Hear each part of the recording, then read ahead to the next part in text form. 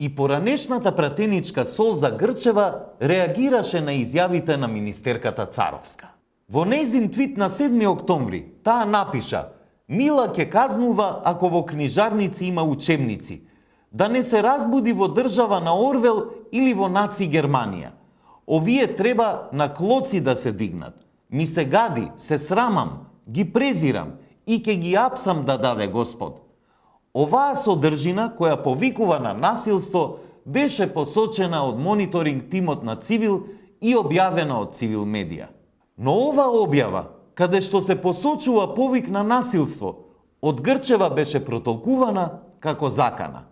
Цивил медија да престане да ми се заканува, бидејќи ќе барам Мила да ми покаже како изгледа за неа дигитален учебник. На мене, не на нив што немаат поим. Кој ќе одговара за уништени генерации, а?